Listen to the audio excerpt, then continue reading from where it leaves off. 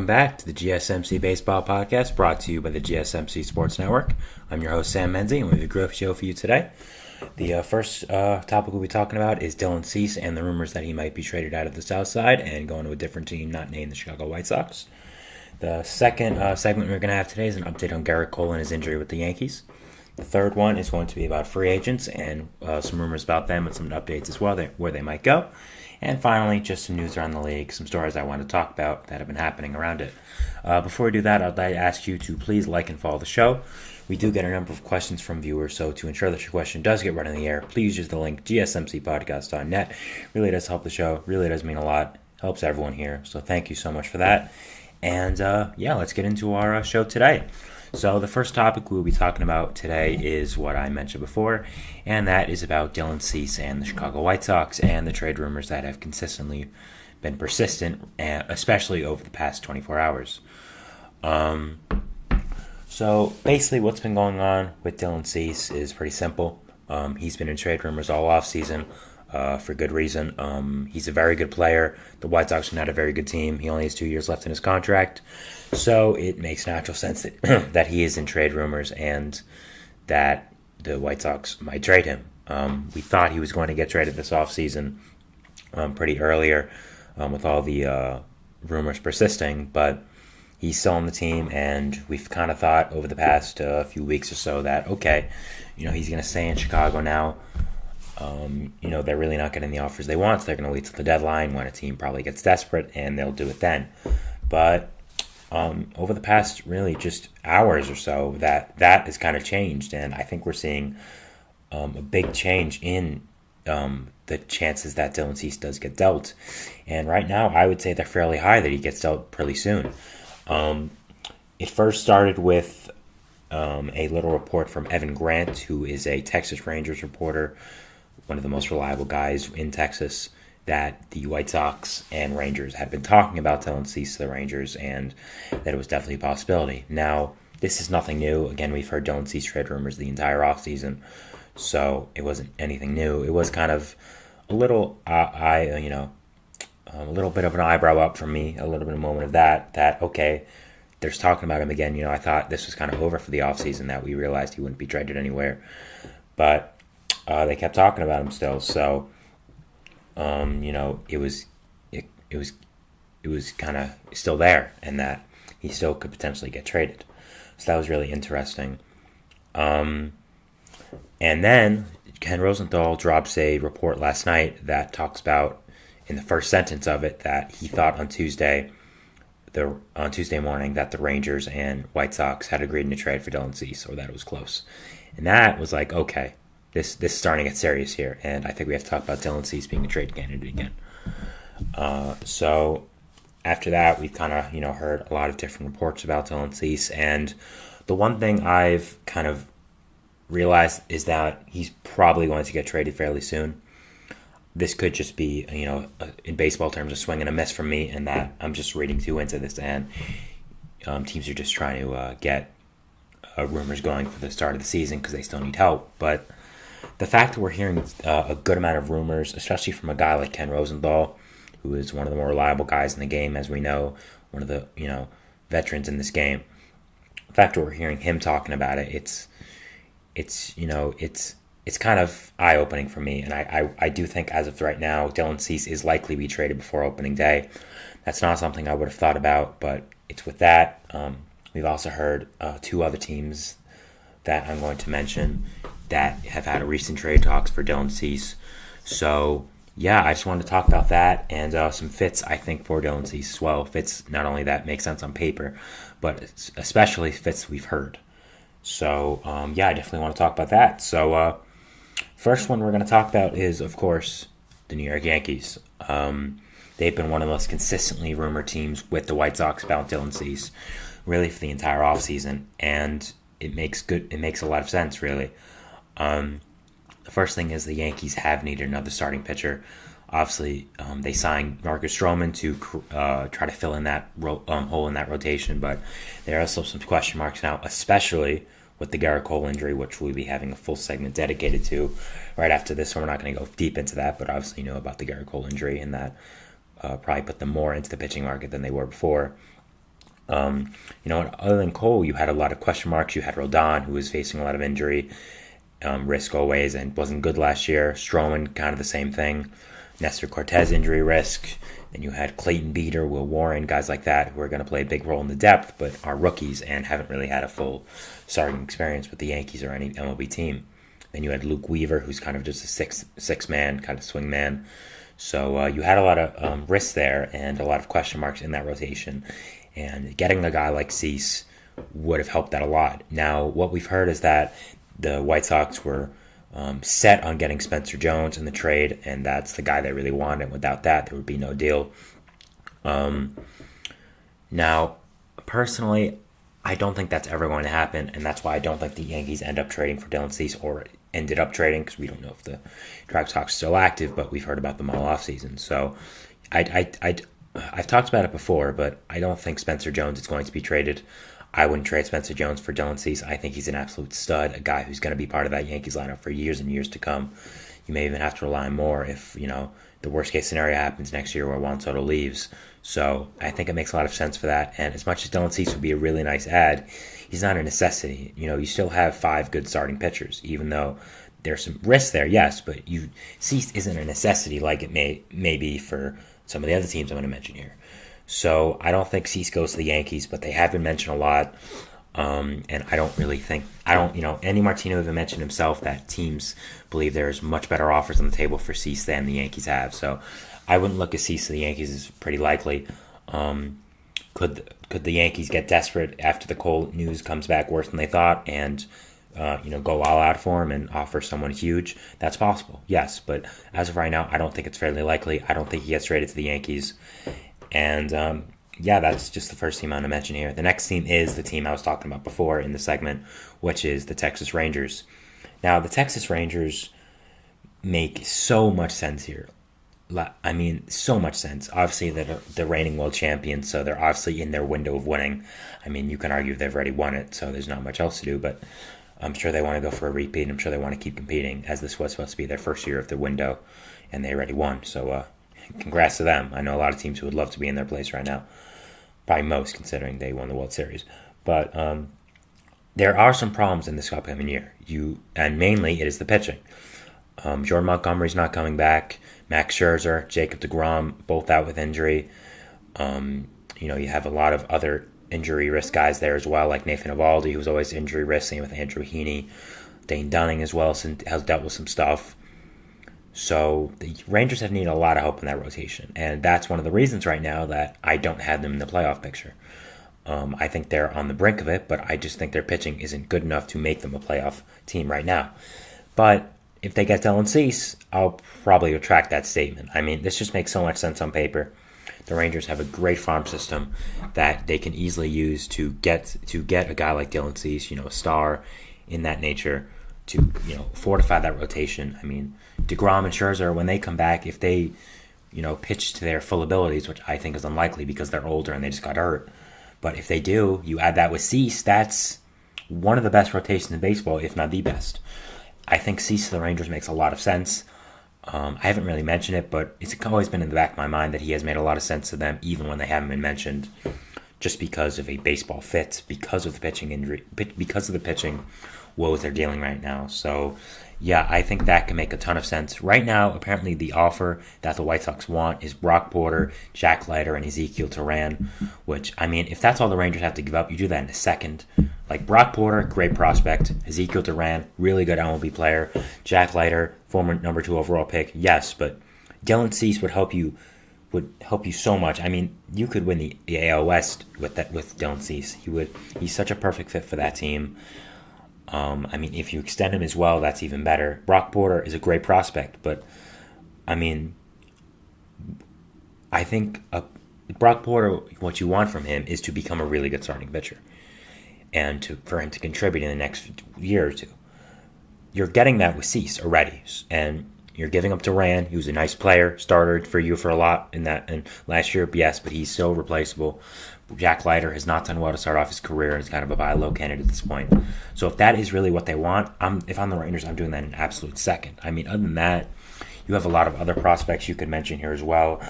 I mean, the first one that comes to mind, of course, is going to be their young shortstop prospect, Sebastian Walcott.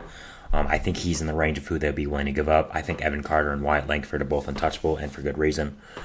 Justin Fausk as well, even Kumar Rocker if they want to buy low on him. But I would think it takes Walcott and Porter, and then probably someone else if I had to guess what a final trade would be for here. And I think Texas right now is looking real nice in these cease negotiations, and I would look at them as one of the favorites here. And we'll get to where I think he does end up after. But yeah, Rangers and Cease make a lot of sense, and that's something I definitely look out for in the upcoming days. Another team that has been mentioned with Cease in the last few hours or so, and that is the San Diego Padres. They were mentioned in the article Rosenthal said as well. John Morosi said this morning that he's heard the Padres have had recent talks for Cease, and this makes a ton of sense. I mean, they need a lot of pitching help, especially with Blake Snell leaving. They got a lot of depth in the Juan Soto trade, but no real guys who are going to be huge difference makers. Maybe a Drew Thorpe, but he's not going to be up for a little bit. I mean, Johnny Brito, Brandy Vasquez, the other guy, Michael King, they're all really good.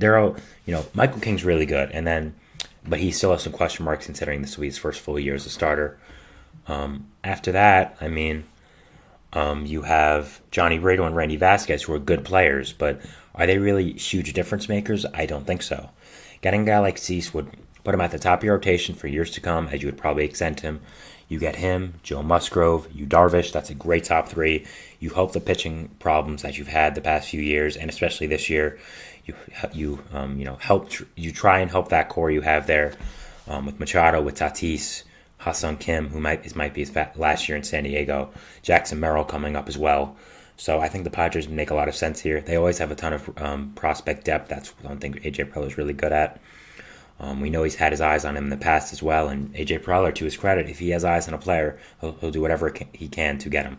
So I think the Padres make a lot of sense here in the Dylan Cease negotiations if he would be likely to get traded. So yeah, definitely looking out for the Padres here. There are some untouchable guys, most likely probably a guy like Ethan Salas, who I would say Padres are looking for to be the next superstar, considering he's 16, 17, and getting hits in spring training. So I wouldn't say he's likely to be traded, and I would say he's definitely untouchable, but there's a lot of other prospects in that Padres organization, even after making so many trades over the past few years, that could definitely work for the White Sox. So I definitely look at them as a fit with the Rangers and with the Yankees. Another team I wanted to mention here that's been mentioned in the past a little bit is the Cincinnati Reds. I just think this makes a lot of sense. They need an ace. I think this would help their rotation so much, help them kind of pull themselves away from everyone on the NL Central. Personally, I still think they are the favorites in that division, but it's pretty close. You have the Cubs there who re-signed Bellinger, still have a lot of good players, of course. You have the Brewers who could still do something if their young hitters all come together. The Cardinals, if their pitching's even league average, I think they could be an amazing team. Pirates, even if their young players put it all together. So there's a lot of good teams in the NL Central, but no one has really run away with that division right now. And I think the Reds potentially making a big splash late in the offseason like this, and Dylan Cease would make them a great team. I do think it's somewhat unlikely because their rotation is kind of filled out. You have Frankie Montas, who's their opening day starter, Nick Lodolo, Hunter Green, Graham Ashcraft, Nick Martinez, all good starters. But so I don't know if there's a huge fit for Cease and if they want to splurge on him because he's not necessarily a huge need. But I think he would help the top of that rotation so much that I think they are a fit here.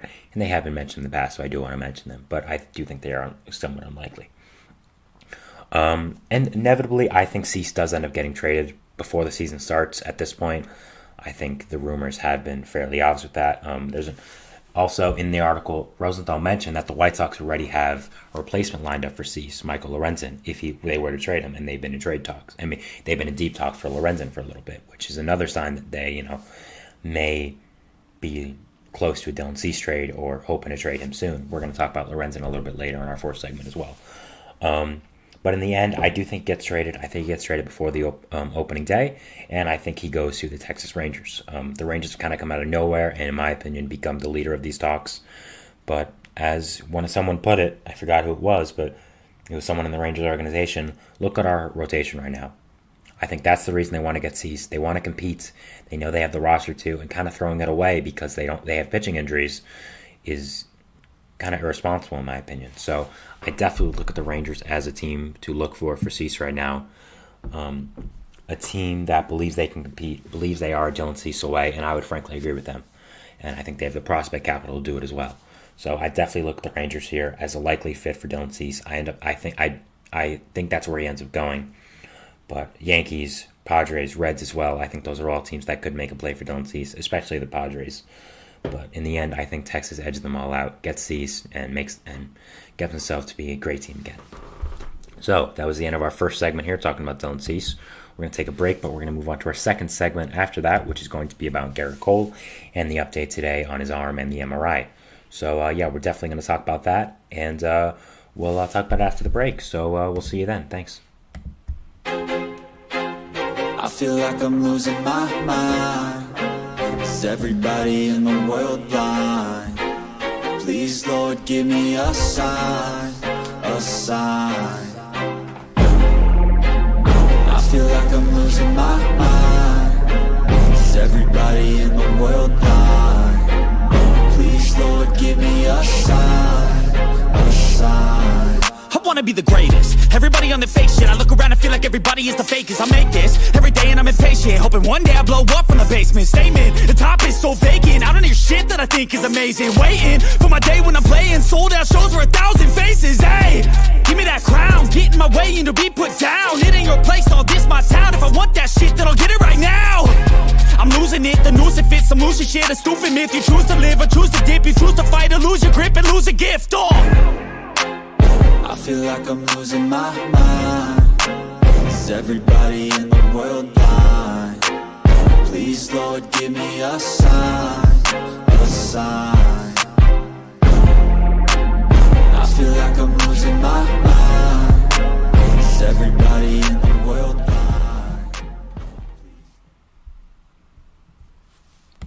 All right, we are back here on the GSMC Baseball Podcast, bringing you our second segment. But before we do that, I would like to ask you again to please like and follow the show. Please donate as well. We get a number of questions from viewers. So to ensure that your question does get read on the air, please use that link, gsmcpodcast.net. Really does help me. Really does help the show. Really does help everyone. Helps all the great content creators on this channel. So thank you so much for that in advance. And let's keep it going with our show today. So the second segment we'll be talking about is Gerrit Cole, the New York Yankees, and what's going on with him and his arm.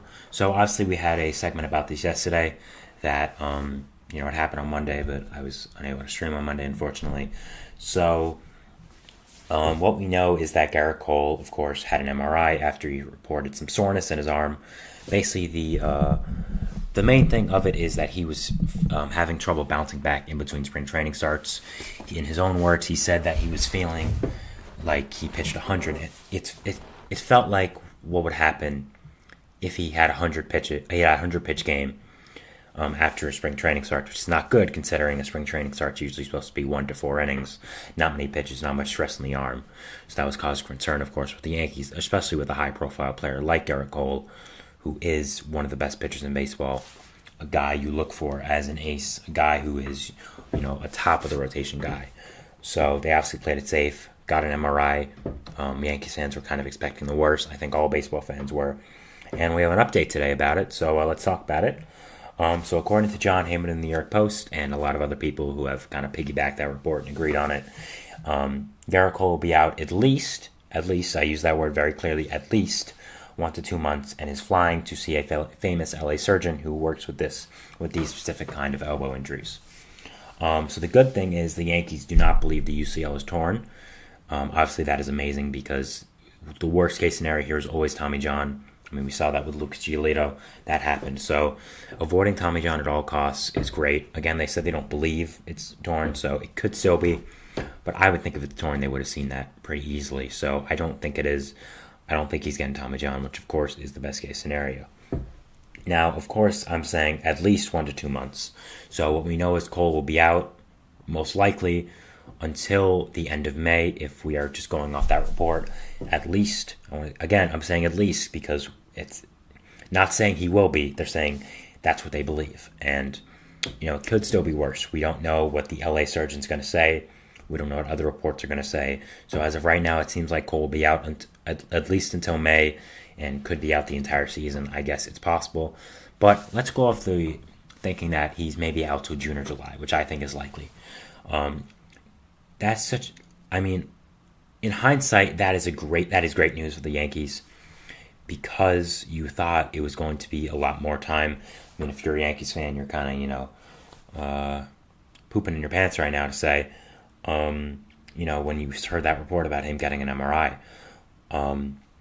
you think the worst case scenario as a Yankees fan. You have to, because Gerrit Cole, like I said last show, he's known for his durability. He's a guy that is not going to get hurt a lot. You can count him every day to go to the mound, every fifth day, and throw 7 great innings. He is an ace. He is what you look in the dictionary when you look at the word ace of a pitcher in baseball. When you look up ace and then you see the word base, ways can be used, whatever. Baseball, you see Gerrit Cole. That's who you see.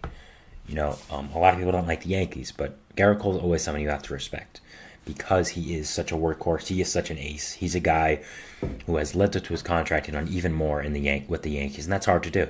It's hard to live up to your contract with the Yankees. I mean, we've seen so many players over the years not live up to their contracts. I mean, the recent examples, of course, Carlos Rodon, Aaron Hicks, Jacoby Ellsbury, throwing it back a little bit. I mean, even more players in the past as well.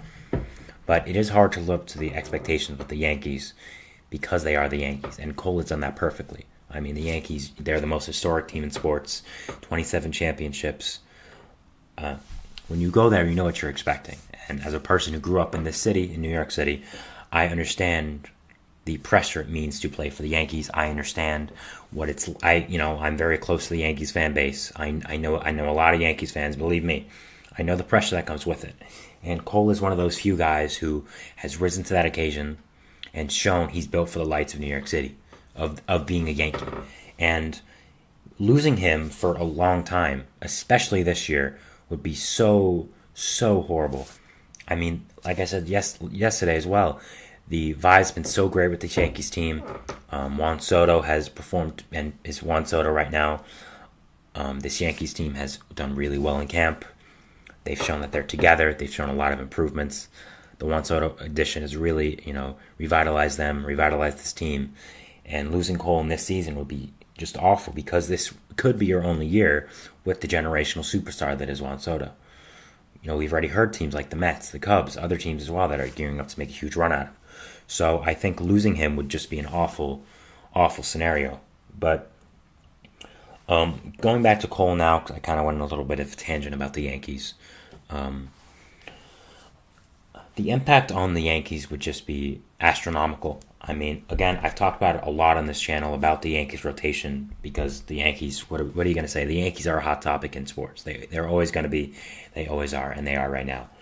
And the fact is, losing Cole would just be such a huge loss here. I mean, the rotation is good after him. I want to get that clear. It's not horrible. It's not like some other teams like the A's or something like that. Believe me, it's definitely not. But as I mentioned a lot, there are question marks here. Carlos Rodon, Marcus Stroman, Nestor Cortez, all question marks. And those are guys you rely on after Cole. If Cole gets hurt and is out for what we believe is going to be, I'll say 2 to 4 months. That's what I believe is going to end up happening. Again, he could be out for the entire season, but I don't. You don't. If you're a Yankees fan, you don't want to think about that. So we're not going to, because that's 100% worst case scenario. You then have probably Carlos Rodon starting on opening day, and then you have Rodon. You probably have Stroman / Cortez / Stroman 2-3. Then you have, other guys like Will Warren might have to come up. You might even have to dip into Chase Hampton, a prospect like that. You may have to use Clayton Beeter or Clark Schmidt as a full-time guy. Luke Weaver as well. And so dipping into your depth for the Yankees this early would not be that great because you're going to have other injuries as well, especially with where the rotation is. This update with Cole, again, it's not bad because you were expecting 100% worst case scenario because of what you heard. I mean, Cole, when you hear MRI in anyone, it's horrible, but especially on an ace like Cole, a guy who's been a workhorse like Cole, it is very, very terrifying. So I think that was always cause for concern, and you always expected the worst. I mean, just looking back on another New York ace, Jacob deGrom.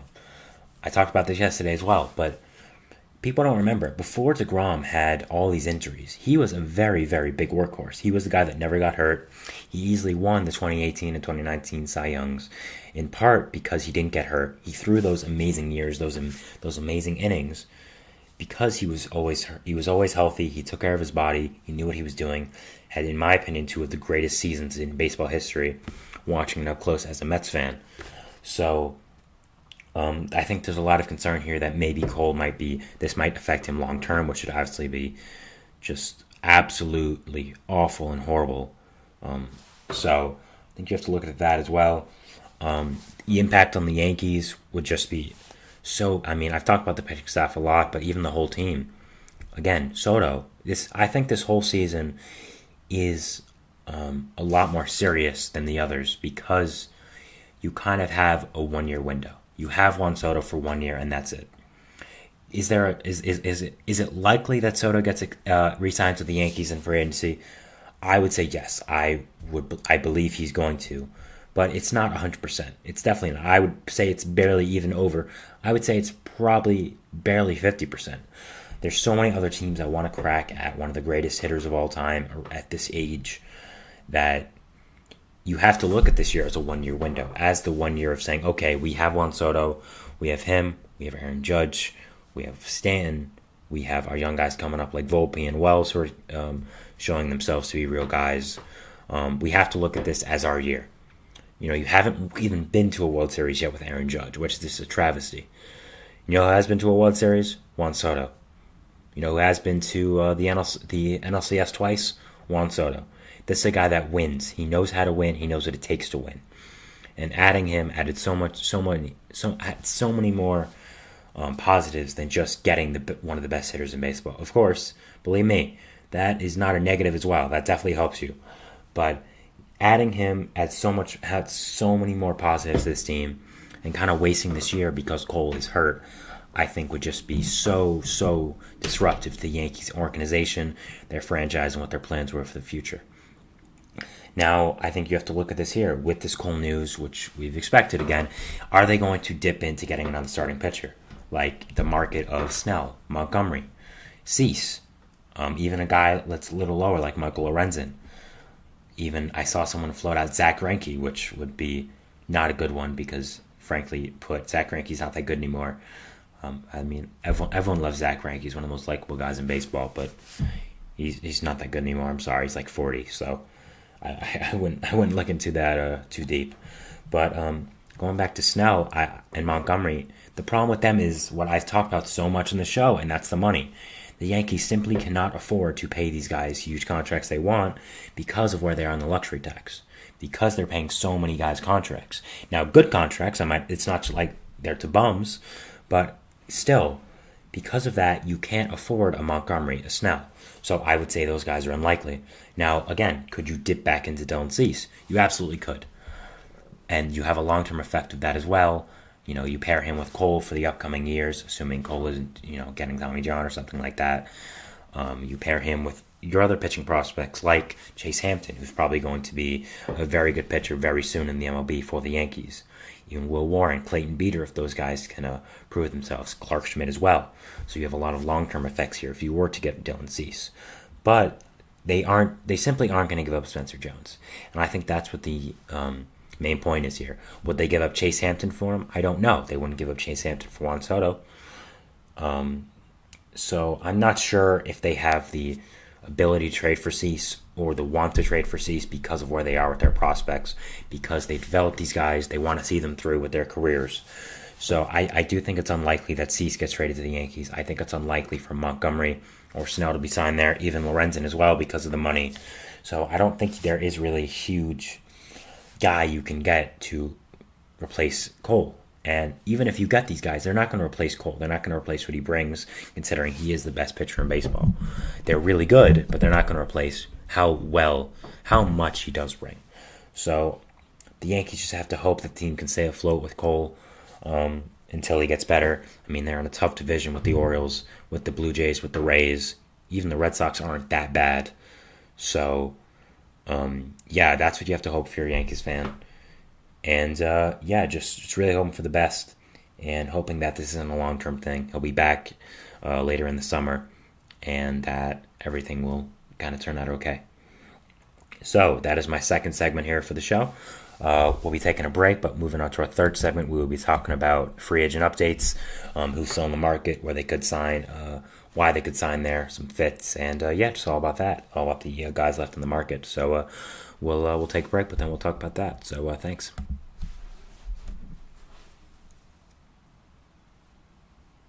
For the best and latest podcasts available anywhere, go to the podcast app on your cell phone and type in GSMC to access free content-rich podcasts on health and wellness, book reviews, sports, entertainment, relationships, social media, movies, technology, finance, and even weird news. Subscribe and download the GSMC Podcast Network's family of shows, available everywhere podcasts are found.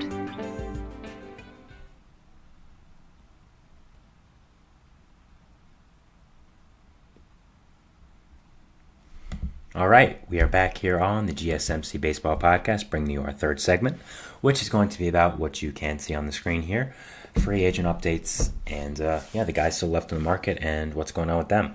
So, as you know, we've talked about the Boars for really the entire time I've been on this podcast. Been talking with you guys about them and what's been going on, now that, what's been going on now with the other free agents that are left with the Boars for, because two of them signed, obviously. Chapman going to the Giants, Cody Bellinger going back to the Cubs. We still have those two guys left. We have another one as well who's a big free agent. Still other mid-level free agents out there as well. We won't talk about them, but they're still out there. So there's a lot of people still in the market. I mean, we've talked about this a lot at this point, so not a surprise. So, let's get into the guys still in the market. Some fits I think they could go, why I think they go there, and where I think they end up going. So, let's start off with JD Martinez. The biggest DH left in the market by far, the best hitter still left in the market by far. After kind of a rough injury-riddled season in his last year in that amazing contract with the Red Sox, he went to the Dodgers, hooked back up with his hitting guru, the guy who's kind of helped him throughout his career, and would you know it, had a great season with them. Had to bounce back. I mean, that's what the Dodgers do. They just, veterans who we kind of thought were done, they revitalize their career. So, obviously he did leave in the offseason. He's not going to return to the Dodgers, considering they signed what I'd say significant upgrade at DH in Shohei Ohtani. JD Martinez is a great player, but you have the opportunity to sign Shohei Ohtani in its prime. I'm sure you're taking that over JD Martinez. So you have to look at the fits for JD Martinez right now. The three teams I'd say are fits right now. The first one is the Mets. So the Mets have been mentioned a lot with JD Martinez. It's kind of been strange why they've been mentioned so much, as to what we've heard kind of the entire offseason is that they don't want to block their young players from getting chances, especially at DH, specifically guys like Mark Vientos, like Brett Beatty, Ronnie Mauricio before he got injured. So I think it's surprising that the Mets have been mentioned this month with JD Martinez, but some new rumors came out about Martinez yesterday, which I made a short about as well, so if you want to check that out, go ahead, it's on the channel. And that is the fact that JD Martinez has mutual interest with the Mets, and the Mets have interest in him, of course, mutual interest.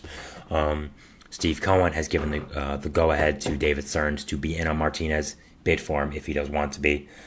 And I think the mutual interest part is huge for Martinez and the Mets. Obviously, we know of the report that he turned down a contract with the Giants before in the offseason. So I think it's pretty clear that if JD Martinez doesn't want to go somewhere, he won't. And him being interested in the Mets himself, I think, is a big deal. I don't think this is necessarily likely, though, still. Andy Martino kind of put it nicely in the way that, if it gets to a place where his contract drops so much that the Mets can't say no, just because of simply in a value way, I think will make sense. But all offseason we've heard that they aren't going to sign someone like Martinez, Jorge Soler, who was on the market before, because they want to give opportunities to their young guys, specifically Mark Vientos at DH. They want to not block him. They want to see what he can do there. So I don't think it makes much sense for the Mets to just abandon that philosophy and sign 36-year-old JD Martinez. But I think it's a possibility if his price does get to a point where you think that, okay, we have to take this. Like, there's no other There's no other way. We just can't say no to this because of what he's asking for at this point. I think that's possible, but I don't think it's likely. So I don't think JD Martinez to the Mets is going to happen, but it's still a fit because of how much it has been mentioned. Next, we have the Los Angeles Angels of Anaheim. Always love saying that full name. They've been mentioned a lot with him simply because they needed DH, because they did lose Ohtani. It could be a trade of sorts, quote unquote. The Angels getting the Dodgers DH, Dodgers getting the Angels DH. Martinez could add a nice middle of the order bat to the Angels that they will be missing, of course, this year, when considering they lost Ohtani. Sorry, if you hear whimpering at the door, that's my cat wanting to get in, so I do apologize about that. I don't know why he's doing that. He's, cats, I guess. If you have one, you know what I mean. Other than that, I had the Angels, for the reason I think it makes sense for them, again, is they're missing that middle of the order pop with Ohtani leaving. Martinez would add a veteran presence to that room, to that clubhouse, to the DH room, and I think adding him would make a lot of sense in that way. Also, it's probably only going to be a one-year deal. I'd be very surprised if it's anything more than that. If the Angels are not competing at the deadline, which I don't think they will be, he can be traded to a contender and try to win a World Series. So I think Martinez to the Angels does make some sense. I don't think it happens just because the timelines don't really match up with him being older, with them probably wanting to give their more younger guys a chance to DH. But I still think it's possible, as they haven't mentioned a lot with him. Next, we have Texas. This is where I think Martinez will end up going. I think they could use him middle of the order bat. Another guy to add to that lineup. I mean, they have such great lineup already with Nathaniel Lowe, Marcus Semien, Corey Seager, of course, Adolis Garcia, Wyatt Langford, Evan Carter. But I think adding Martinez would give you another guy at that DH position. You lost Mitch Garver, who was kind of playing in that DH catcher hybrid role a lot. You lost him, so I think Martinez could be an easy spot there. They haven't been wanting to spend money, but I think that's been kind of different on one-year deals. I mean, we've seen that they did a one-year deal with David Robertson for a lot of money, and that was deferred, so I think they could look that way for Martinez. So I definitely think Martinez to Texas is a possibility. I do think that's where he ends up going. But at this point as well, I think everywhere, all the Martinez suitors are kind of a mystery. So if he goes someplace that I didn't even have on my radar, I would not be surprised. So I think this is kind of a mystery. But I think if I had to choose somewhere, I would say it's Texas. But again, I think there's a lot of places that could use him and a lot of places that we haven't talked about as potential fits for JD Martinez. So, definitely a lot of places Martinez could go. Other than that, now we have going to our next big free agent, which is Blake Snell. Obviously, Blake Snell is the reigning Cy Young winner, still in the market because of a lot of reasons. I think consistency in his seasons. I think that's probably the biggest reason he's still in the market. And some fits I have for him. First, we're going to start off with the Giants. They've been mentioned a lot with Blake Snell as they've needed another top-of-the-arm pitcher with their injuries to Keaton Winn, Tristan Beck, more notably Alex Cobb and Robbie Ray. Obviously played with Bob Melvin in San Diego last year, who is the new Giants manager, so I think there's fits there. I don't think he goes to the Giants in the end because I don't think he fits what the Giants really want, which is starting pitchers that don't walk a lot of people, and they haven't really given long-term contracts starting pitchers anyways, while Farhan Zaidi has been there. So I don't think he goes there, but they've been mentioned a lot with him, even after they signed Matt Chapman and Jorge Soler and Jung-Hoo Lee. So I think I had to mention them, but I don't think it's fairly likely that he does end up in the Bay because of those reasons. Same with the Yankees as well. They've been mentioned a lot, but I don't think he ends up going there. Obviously, the Yankees have been mentioned first. We know about the Yankees' interest in Blake Snell already. It's been fairly public. They want another big-time starting pitcher that I think is added a lot more now with the Gerrit Cole injury. You have so much question marks in that rotation. Getting Snell will give you the reigning Cy Young winners for both leagues this year. So I definitely think Snell to the Yankees is a fit, but the problem is the money. Snell wants a lot of money, as he should. He's he won the Cy Young. If I won the Cy Young as well, I'd be wanting a lot of money. It is short. He probably does want a short-term contract at this point, but even still, the Yankees just cannot afford to give up that type of dough right now with where they are on the luxury tax. So I don't think it's likely just because of the money part. On a fit, there's probably no better fit than the Yankees, but I don't think he goes there because of the money problems, but he fits a lot, so I wouldn't be surprised if he does.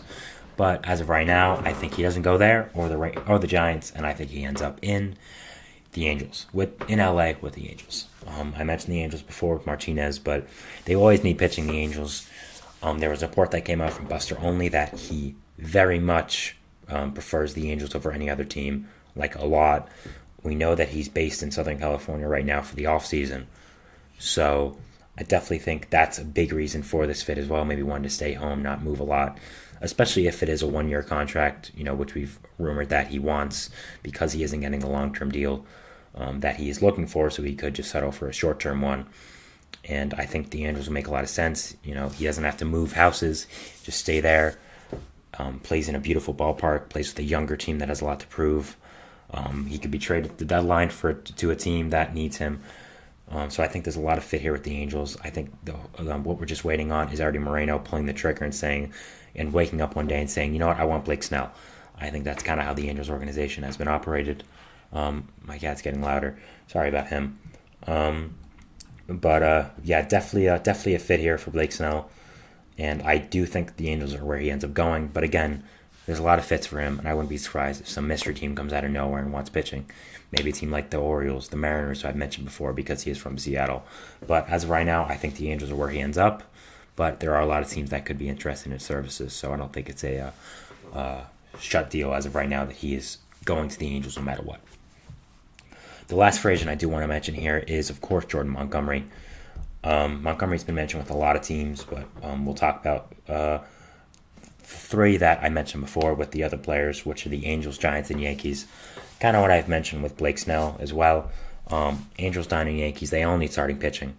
I think Montgomery makes a lot of sense for all of them, especially the Yankees and the Angels. Obviously, he has experience with the Yankees, was traded, spent most of his career there before being traded from there to St. Louis a few years ago. So I think that's I don't know, it's wrong right there. Sorry, I don't know why I kept sputtering for like 5 seconds, but I think that's why he makes a lot of sense for the Yankees. I talked about before, playing for the Yankees is a thing that takes a big toll on people. It has a lot of pressure for you. So I think playing for the Yankees would help him a lot because he knows what he's doing there. I think it would be attractive to the Yankees because he knows how to maneuver in the Bronx.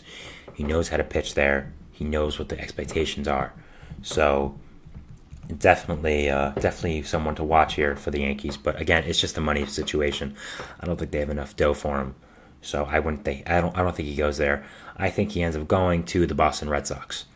The Red Sox have mentioned a lot with him in the past few weeks. As reported by some people, I think it's kind of a waiting game at this point. Which player cracks first?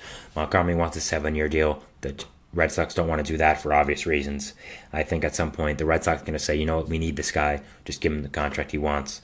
Or Montgomery's going to say, you know what, I want to pitch, and so I'll take the short-term contract. Maybe not even. I don't even know if it's a short-term contract or a shorter-term contract, kind of a 1, 2, 3 year deal, kind of in the same way as Chapman and Bellinger, or it's maybe a 5-year deal instead of a 7-year deal with the AAV he wants. I'm not sure what the contract situation is going to look like, but I think the Red Sox are where he ends up. I mean, they need pitching, of course. He lives in Boston in the offseason. His wife works there. I've talked about this multiple times now. So I think the Red Sox are the most likely fit for Jordan Montgomery and where he ends up going. I really do think he ends up going to the Red Sox, and I think this is kind of their big splash. I think their need for a pitcher is heightened after the Lucas Giolito situation where he is going to be out for the year. They aren't competing this year. I want to make that clear. They aren't, especially in that division. But it's something to build for the future. You just fill out bodies in that rotation. You have a guy to put up there with Brian Bayo. So, you're building something in that rotation you can show. Maybe you go after a big guy next year like Max Fried, Corbin Burns. But you at least have something to build off there with Bayo and Montgomery. And that's why I think he's a fit for all the other reasons as well. Apparently they had a Zoom meeting with him, and that went well. So, Montgomery to the Red Sox, definitely a likely fit, and something I'll look for in the coming days before opening day, maybe even after. So, that is our segment 3. Talk about the free agent updates and some rumors about them. JD Martinez, I have going to the Rangers, Blake Snell to the Angels, Jordan Montgomery to the Red Sox. So, definitely going to look for these guys to sign in the near future and what's going on with them. Kind of the same thing that the entire offseason has been about. So, that was our segment 3. We're going to move on to our segment 4 here, which is going to be news around the league, some stories I want to talk about that are important, but I don't think deserve their whole segment. So, we're going to talk about that, but first we're going to go to a break, and then we'll see you after that for our 4th and final segment. So, thanks, guys, and we'll see you after that. Bye.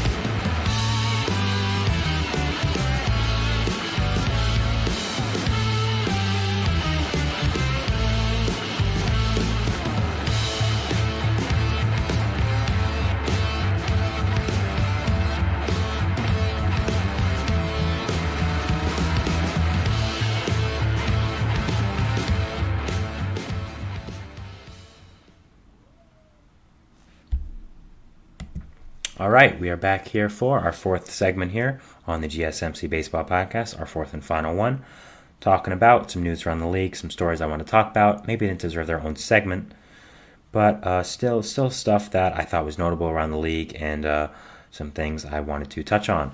So the first thing I want to touch on here before I forget it is that while on the break I was checking if I missed anything, and other than it officially being the start of free agency, in the NFL. Obviously, that's not my sport, so I won't be talking about that. I learned that Yoshinobu Yamamoto struck out the side in the first inning of his Dodgers outing. So, continuing a strong spring for Yamamoto, showing why the Dodgers gave him that huge monster contract. So, definitely living up to it so far, I'd say.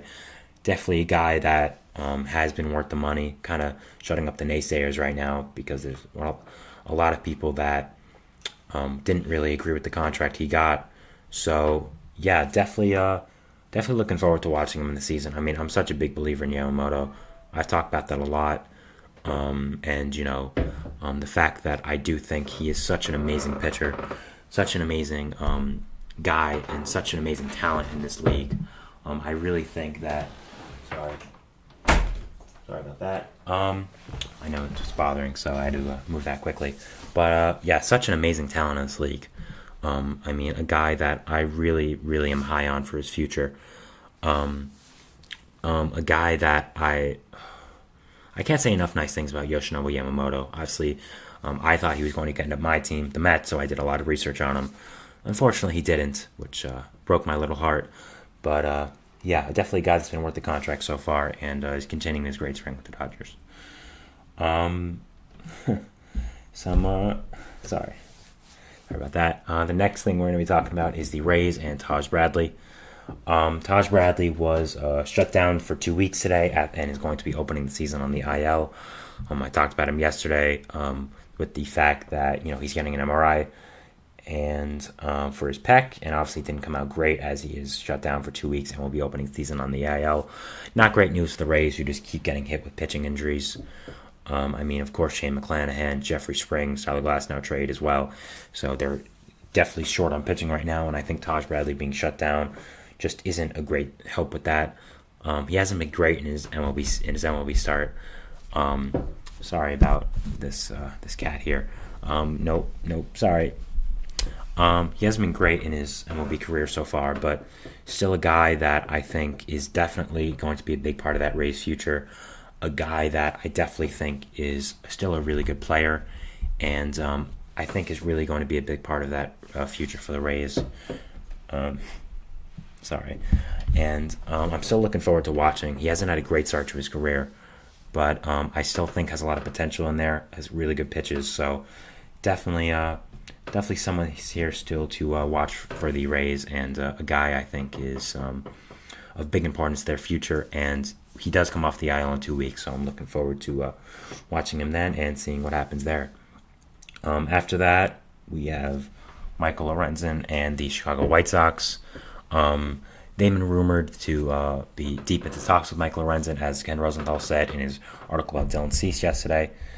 That he's kind of looked at as a replacement for Dylan Cease when they end up trading him. That might not be now, but it could be in the future as well. I think he does get traded now, as I've talked about Cease in the first segment. Of course, I think it's to the Rangers. We've covered that.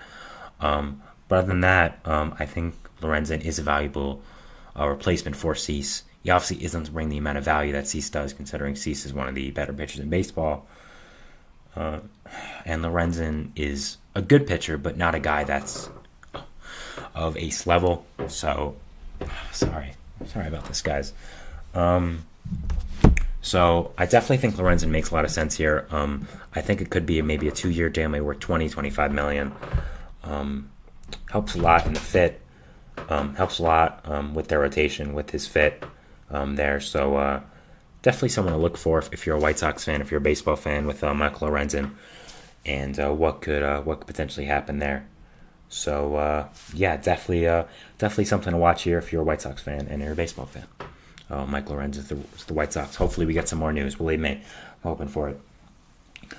Jackson Merrill, he is most likely making the Padres opening day roster. He is traveling with them to Seoul, South Korea, where the Padres are opening up the MLB season against the Dodgers for the international game. Merrill is most likely going to be their center fielder, as they have the whole infield covered. I mean, Joe Cronenworth, Ha-Sung Kim, Xander Bogaerts, Manny Machado. Kind of hard to find a spot there when that's your infield, so he is going to be shifting to the outfield. Will most likely be playing center field. Obviously, they need a lot of help in the outfield. You have Tatis, you have Jose Azocar, you have Jurickson Profar, but that's kind of it. They've been mentioning guys we talked about yesterday, like Tommy Pham, Michael A. Taylor, Adam Duvall. But I think moving Merrill to the outfield for right now is the best way to field the best team you have. I think Merrill has shown he's a MLB ready player, and moving him to the outfield to get him a spot in the team is a smart thing to do, and I do agree with the decision.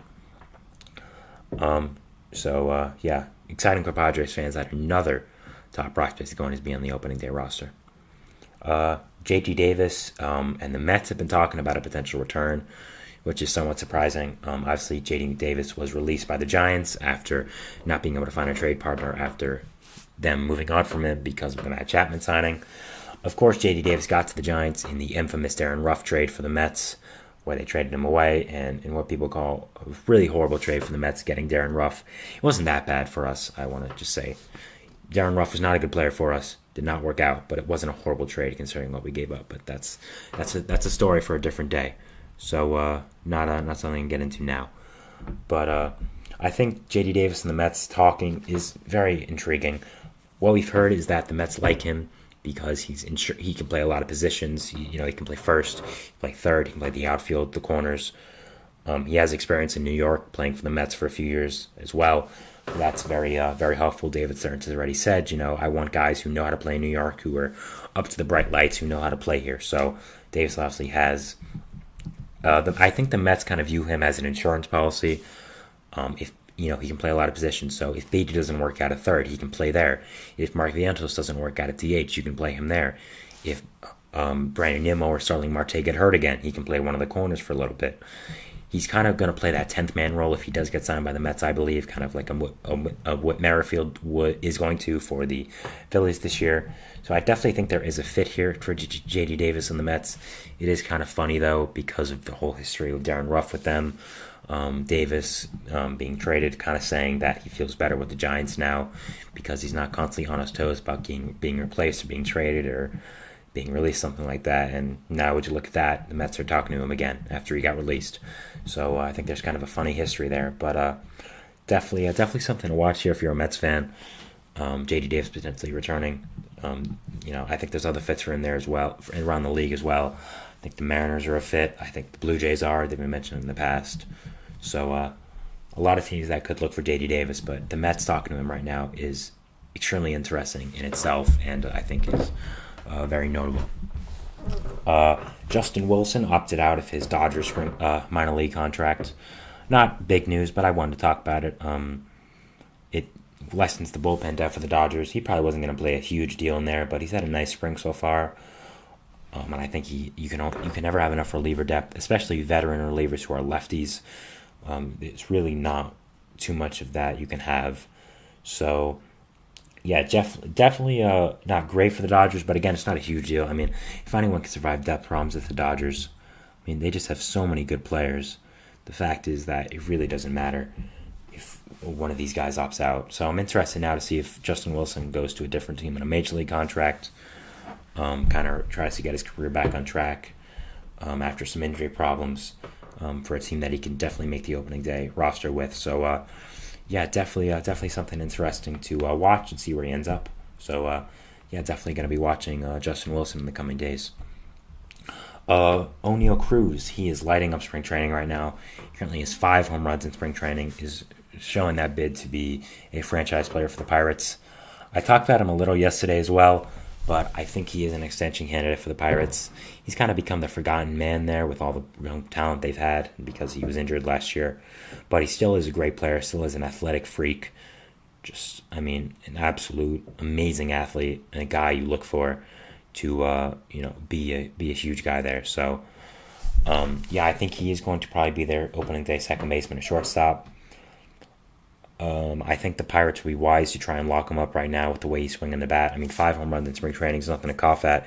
Even though it is spring training, the fact that he is showing these things, he's showing that the injury didn't affect him that much, and he still is the O'Neal Cruz, the guy we know of, the guy that mashes baseballs, the guy that is very threatening at the plate. I mean, huge guy, super athletic, super muscular, very intimidating. So, yeah, definitely a guy to watch here if you are a Pirates fan, baseball fan, really just seeing how his future ends up and how he does play for the future. So, yeah, definitely someone to watch if you're a baseball fan and see where he ends up and see how his career keeps going. It's very exciting to watch him right now and seeing what's going on with him and how he does keep progressing in his career.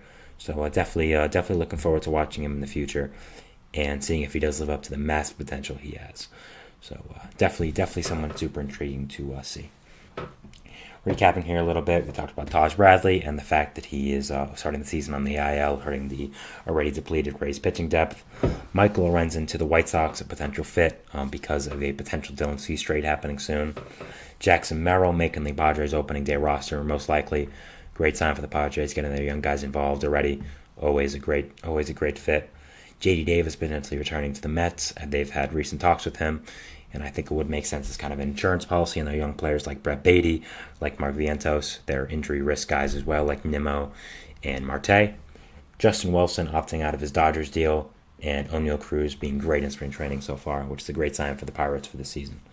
So, yeah, I want to thank you guys so much for watching today's episode of the GSMC Baseball Podcast. Thank you so much for liking, subscribing, supporting the content in any way that you can. Follow us on Facebook, Twitter, TikTok, Instagram for more content and updates, really anywhere you can see us. So thank you so much for the support. Remember to subscribe, hit that bell, and thank you. We'll have a wonderful day, and we'll see what baseball throws us tomorrow. So thanks, and see you later. Bye.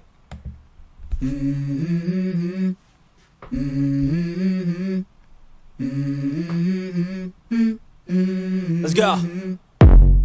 I wake up to a little bit of drool on my pillow, feel like it's gonna be a bad day. Yeah, I'm tired of shit, and the coffee ain't hit yet, damn ain't that great.